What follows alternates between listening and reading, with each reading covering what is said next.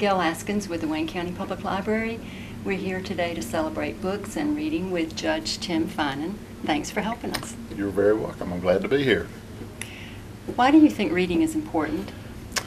I think reading is a great way to enjoy different parts of life and to improve your mind. And I did a lot of reading growing up and fortunately liked to read. And when I went to college and then on to law school, it was good that I liked to read because there was a tremendous amount of reading in that, and there was a lot of reading in my job as an attorney, and since becoming a judge, I feel like I read just about all the time. Has being able to read helped you then in your life and your career? It has. It's really, you have to do a lot of research in practicing law or being a judge to make decisions, and you have to interpret statutes and case law and things like that, and it's certainly a big part of the job. It's the age of computers. Do you think reading is still important?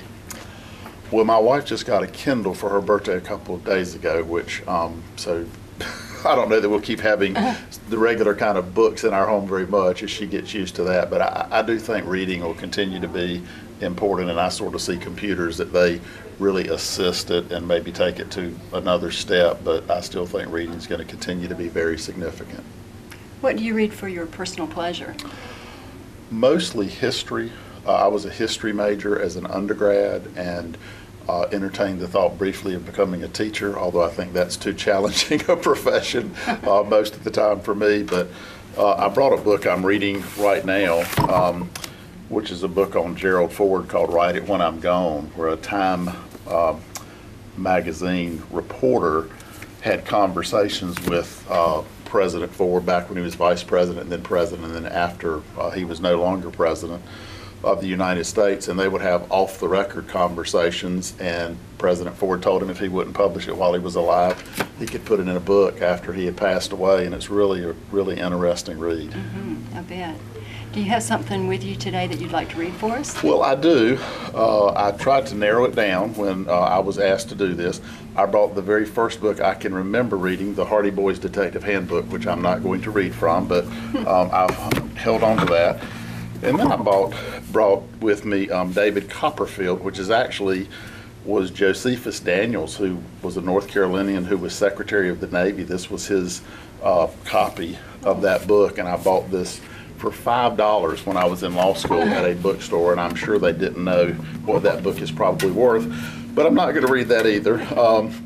But I did bring Lord of the Rings, the trilogy, which is all in one book here, because I read that as a bedtime story to my two sons as they were growing up, and I think that really helped stimulate their enjoyment of reading.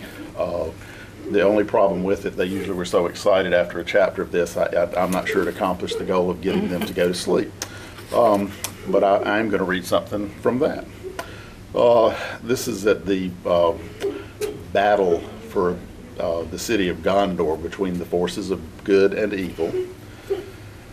In rode the Lord of the Nazgul, a great black shape against the fires beyond. He loomed up, grown to a vast menace of despair.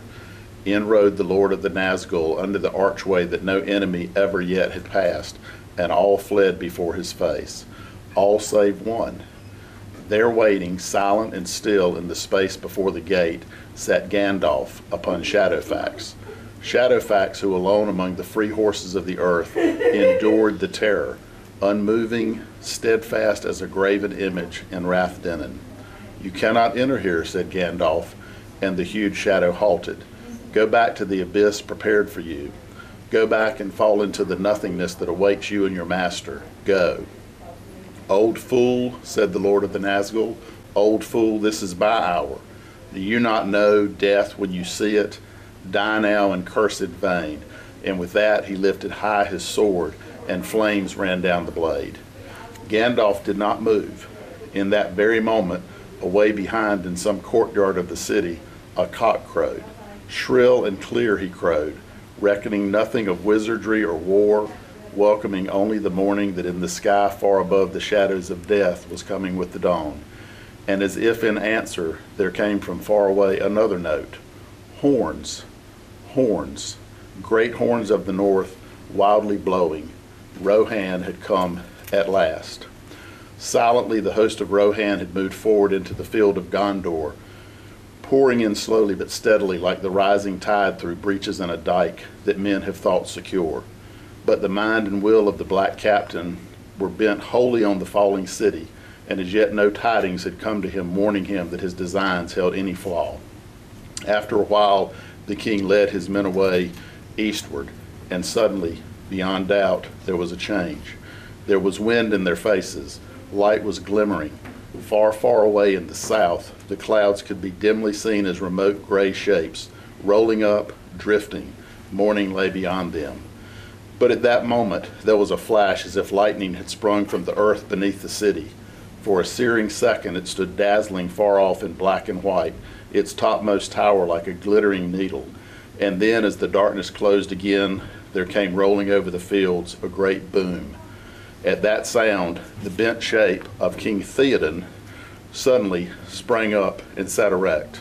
Tall and proud he seemed again, and rising in his stirrups, he cried in a loud voice, more clear than any there had ever heard a mortal man achieve before, "Arise, arise, riders of Theoden. Fell deeds await. Fire and slaughter. Spear shall be shaken, shield be splintered, a sword day, a red day, ere the sun rises. Ride now, ride to the aid of Gondor." And with that he seized the great horn from Guthlaf, his banner bearer, and he blew upon it such a blast that it burst asunder, and straightway all the horns in the host were lifted up in music, and the blowing of the horns of Rohan in that hour was like a storm upon the plain and a thunder in the mountains. Ride now, ride to Gondor. You can probably see why my children couldn't go to sleep after I would read those to them, but we've always been big fans of Tolkien and his books. Thank you, Judge Finan. My pleasure. Thank you.